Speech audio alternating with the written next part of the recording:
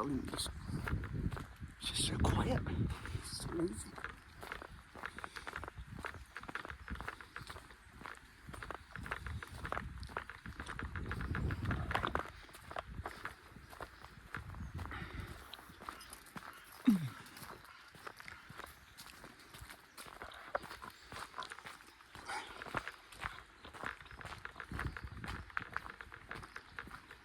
Stunning.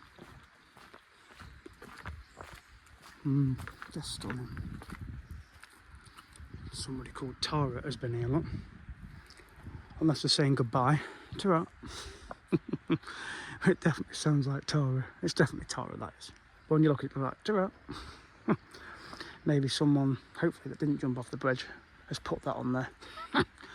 Shouldn't joke about it because it's not funny. No, it's definitely a genuine name. Because there's a date underneath, 06 or something. Look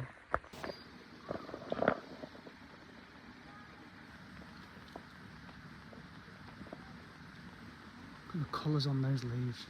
Just stunning. Absolutely stunning, honestly. It's just stunning.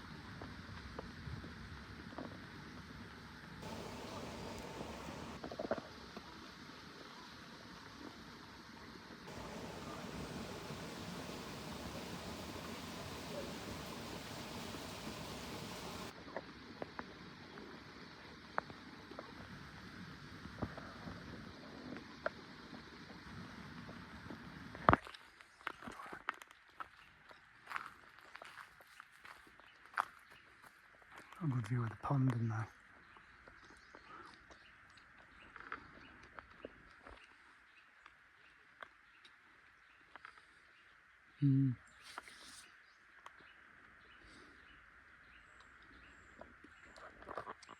That fungus down there. Just keep seeing it.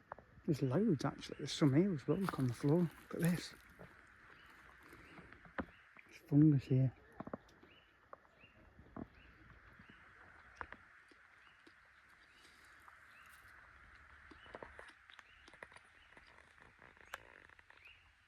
So there you go, you learn some interesting facts. You see all these acorns on the floor as well. There's just loads of them all crunched. There's just loads of acorns on this floor, all down there. You see them all up. They do look like stones, but they're definitely acorns off these trees above.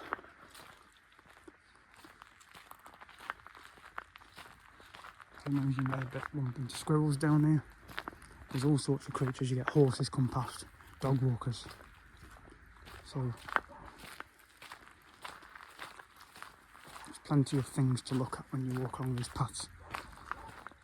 You don't know what you're going to see, who you're going to meet.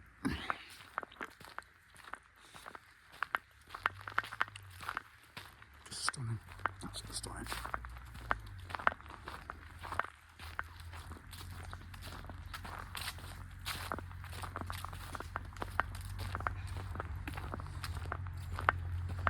Plus there's the road the other side which goes up to that house, which lives right at the back of this pond.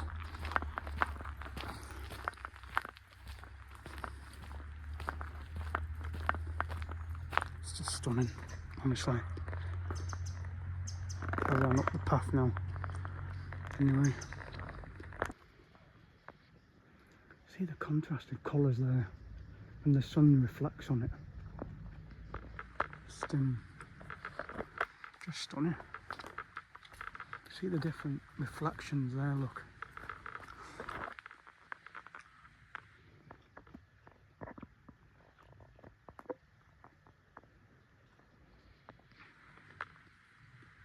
Stunning.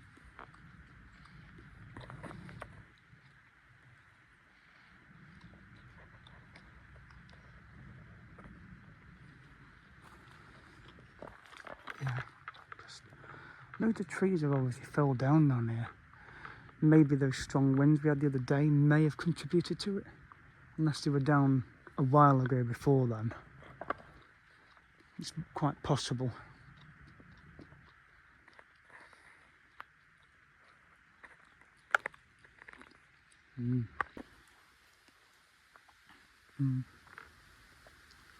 So we're now heading towards the brook, which is up here.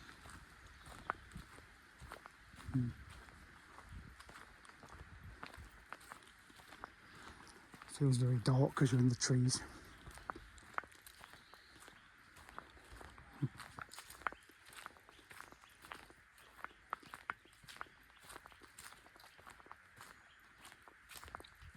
It's just beautiful. It's just stunning. Absolutely stunning.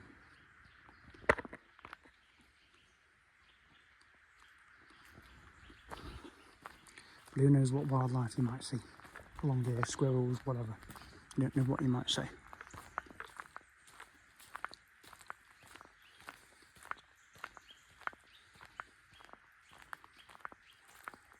Yeah.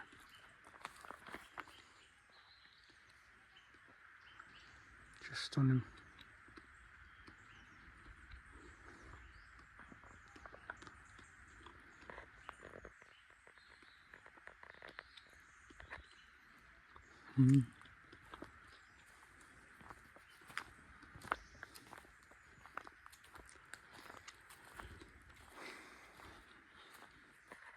On for a walk. It's just beautiful, this is. Really good. Seeing the stream down there. People putting names on trees. There's even a rope. Just someone perhaps to have a rope swing. No.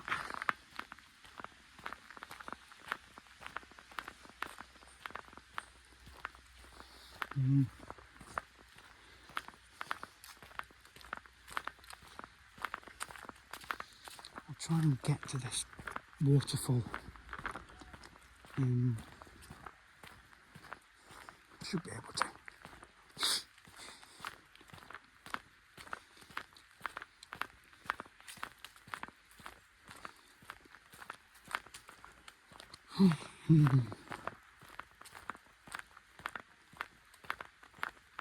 So now you can walk down the other side of this brook. Bit boggy, but you can. Yeah, because there's a bridge over there. Nice bridge down there. So you can walk along the other side.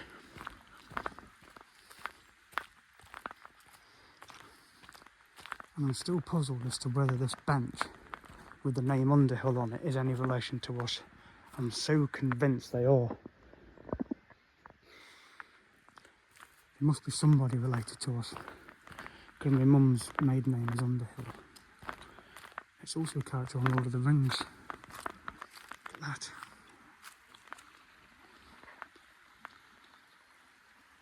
Well, Frodo called himself Underhill, didn't he, on Lord of the Rings? So maybe there's a connection to Tolkien, I don't know. But look at the colours on those leaves. Absolutely stunning.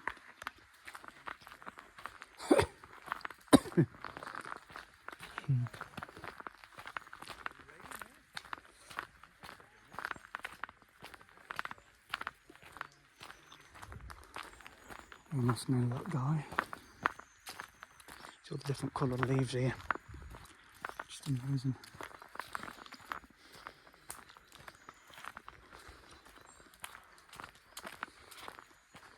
So you basically just follow this path straight up now, following this stream, and you'll get to the top pond and also the waterfall, which is on this side. So I'll get to it when I get there. And just walk up. But yes, I will continue to update you all regarding the Benidorm series, which I'm planning for November the 4th. It'll be from East Midlands, Jack 2, to Alicante. And I think it's a good time to go because, like I said in other videos, it gives the entry-exit system time to start up and running, which is this Sunday. So it's going to be interesting to see what people put on social media about how they fare when they go through airports and use this new system. So, and it gives it a chance to roll out at airports as well. So it'll be a month in by the time I plan to go to Spain in November for a couple of nights, just to have a break from home, break from work, do some more blogs. And of course I'm not going to leave people out there without the knowledge that using that system is going to be a lot easier now than having your passport stamped. Some will probably miss having the passport stamped, but at the end of the day it's going to save time at the border. And the thing is as well, if your passport gets full of stamps before its expiry, you'll have to renew it. So you have to make sure that that doesn't happen. So, because you'll still have to renew your passport even after 10 years has expired. But it will just save a lot of hassle at the border having it stamped. But you'll be asked a few questions, particularly about your stay, how long you're going there for, where you stay, and they'll want proof of your accommodation, proof of your travel insurance, proof of your return ticket, how much money you've got through the duration of your stay, and that you don't exceed the 90-day allowance in the 180-day period. Those are the kind of questions that you will get asked. But I am going to do another video separate where I'm going to read through the information in the grey box that's on the Croatia travel advice email that I had sent to me, and I will read it directly from the screen. I may even copy the text and put it in the description as well, along with the link, so it will give you peace of mind of what to expect when you travel abroad from this Sunday, or if you go after this Sunday. So they're bringing it in well in time for half-term holiday. So again, airports are going to be very busy during half-term this month. So it's going to take longer at the border to go through checks when it initially gets going. So you've got to be prepared for delays. So that's why they always say to allow plenty of check-in time before your flight. So if people are saying, oh, we only need to check in 2 hours before, I would allow an extra 60 minutes on top of that, just in case you have got delays. I'm not talking about the UK side, I'm talking about the European side. So if you're in Spain, if you've got a transfer, then they need to get you there really in relatively good time. I know Jet2 generally get you there around 2 hours or so before departure. Because again, you might get asked some questions at the border when you leave, but most of them get asked when you are arriving. So but just allow plenty of time, up to 3 hours sometimes. If you're hiring a car abroad, then you can check in up to 3 hours before you want, if you want. But again, you've just got to be aware of the border checks, and of course the queues at passport control will be bigger once they start rolling this out from this Sunday. Because I think they say by next April they want it rolled out at practically all European airports. So it's going to be done gradually. Some airports may not have the booths in place when you go over there after the 12th of October. But there'll be some that will. So I just exercise precaution regarding that as well. But I will do a video on it, and I will include the links and all the information necessary for people who need to read it. So I hope that's helpful.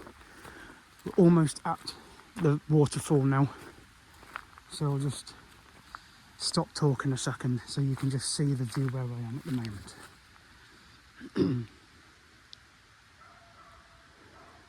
Look at the colours on there, over there, just stunning.